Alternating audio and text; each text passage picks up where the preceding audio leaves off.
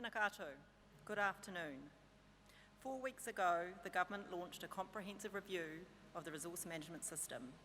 It's a pleasure to be with you here today to lay out the next steps of this review. There's an ancient parable about some men in the night and an elephant.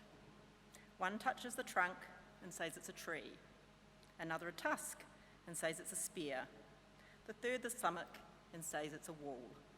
They have a big argument about it, before agreeing it's not an elephant at all. Turns out it's the RMA. The RMA is a complicated beast. Our job over the next year and beyond is to take stock of it and imagine something new. It's fair to say that while the understanding we each have of the problems and opportunities of the RMA may be true, this is unlikely to represent the whole truth or the truth as others see it. This is where the Ministry for the Environment comes in. We're stewards for the environment. Our establishing act, the Environment Act 1987, makes it clear that the environment is both natural and physical.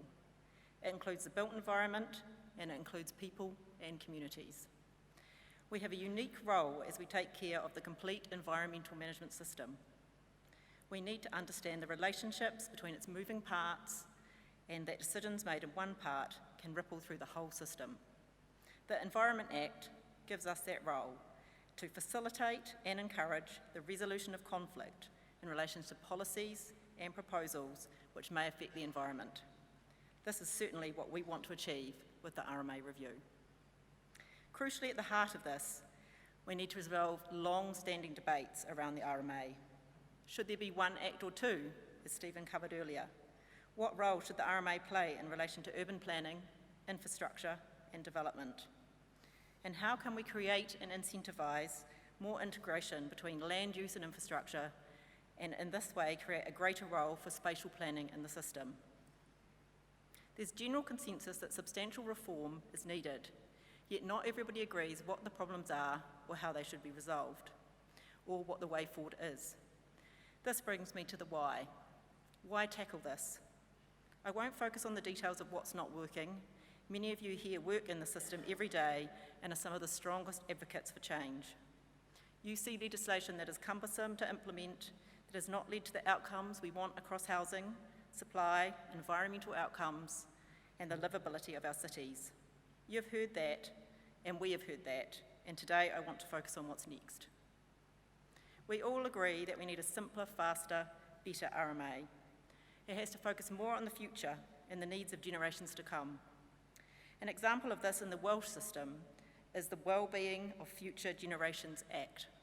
That would be something interesting to explore in the New Zealand context. The effects of climate change, for example, are already affecting coastal communities and will have a massive impact on New Zealand's habits of settling on the coast. What will the future look like from 1 kilometre inland? It is doubtful that the RMA and the wider resource management system, as it currently stands, can adequately deal with such issues. We also need to do better to decide and enforce environmental limits. Earlier this year, the Ministry for the Environment and Statistics New Zealand released a landmark report called Environment Aotearoa 2019. The report concluded that our way of life is seriously affecting the environment. And we can't have thriving communities without effective infrastructure. I was one of 50 delegates who travelled with Infrastructure New Zealand to Asia this year to see how their cities have invested in infrastructure to grow and lift national performance. There was a real emphasis on having a national strategy. The purpose of the RMA review is to ensure effective development can occur and the environment that we need is preserved. This is an and issue, not an either or. So what are some of the key opportunities? I've mentioned the question of how we create and incentivise a greater role for spatial planning. Although, as I've just been discussing with Paul Blair, we might need to find a better term for it if we're going to let it catch on with people. Spatial planning is both a policy tool and a way of seeing the world, or at least of conceptualising policy in the real world. Most public policy happens in time and space, and this is entirely so for infrastructure-related policy. Spatial concepts provide us with a way in which we can integrate our plans and decisions on a common framework. including from a wellbeing perspective. By doing so, we are able to consider how these are connected and what they mean for such things as the functioning of our cities. This approach also provides us with a common language and allows more parties to be in conversation around such important questions as public investment priorities in the form of our cities. I see this as a key opportunity for the review. For example, in the future, spatial planning can provide opportunities for a collaborative approach between central and local government to work with iwi and infrastructure providers and communities to agree where natural hazard risks are, where climate change risks are, where valuable assets such as highly productive land are, and where the best places for growth and development is. This is not a static approach, and it's not entirely new. It has to be agile if it is going to be effective in the new resource management system. While we explore these concepts, we also need to ensure that the current resource management system delivers. The Ministry's existing work programme to improve the current resource management system spans issues such as fresh water, protection of highly productive land, climate change, and urban development, as well as ensuring all environmental regulation is properly enforced. Last week, the Government announced a discussion document on a national policy statement for highly productive land. Just this morning, Ministers Parker and Twyford announced a national policy statement for urban development. Announcements are expected in the near term on the Essential Freshwater Programme. The Ministry will be consulting across the country this September. We welcome your attendance at these sessions. Work is also continuing on the RMA Amendment Bill. This bill focuses on several specific changes, including repealing some amendments from the 2017 Act, establishing a new specialised planning process for fresh water, and amendments to improve existing resource consent and enforcement processes. But as the Environment Minister announced, a thorough overhaul of the resource management system is needed to address the broader and deeper changes to support a more productive, sustainable and inclusive economy. This is a significant piece of work. The review and any subsequent reform will be a multi-year project. It sits alongside wider system changes being discussed by other government speakers at this conference, including the New Zealand Infrastructure Commission, funding and financing, and Three Waters. As you'll be aware, the review will be led by the Resource Management Review Panel, chaired by retired Appeal Court Judge Tony Randerson QC. He brings extensive resource management and legal expertise to the task.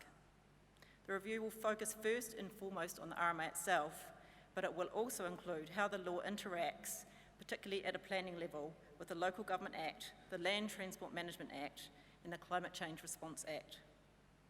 The review will also look at the role of spatial planning. One of the objects is to align land use planning and regulation with infrastructure planning and funding through spatial planning.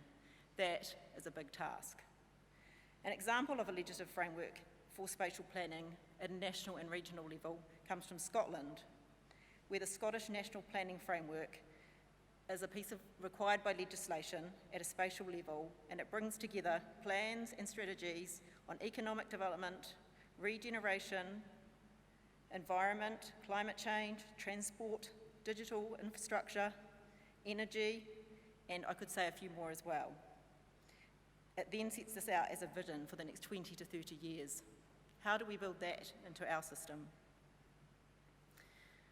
Also in scope is whether Part 2, for those of you who are not complete RMA geeks, the central purpose of the RMA, or its equivalent, should sit in the RMA on a separate piece of law.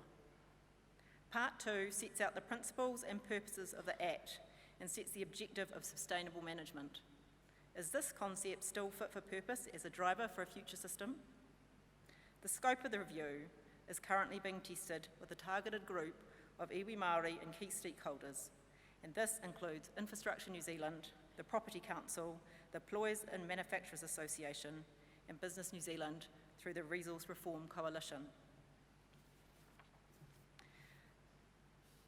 The draft terms of reference and the associated cabinet paper on scope can be found on the Ministry website. Appointments to the panel to sit alongside the chair are currently being made, and the rest of the panel is expected to be announced and up and running in September. As the panel will be small, 4 to 6 members plus the chair, it will be supported by a range of advisors and advisory groups. Officials across government will also have a key role to play. As a basis of consultation, the panel chair intends to issue an issues and options paper later this year.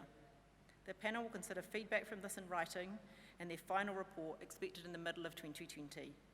This report will also provide detailed policy proposals for significant parts of a new act or acts and indicative legislative drafting of some key provisions.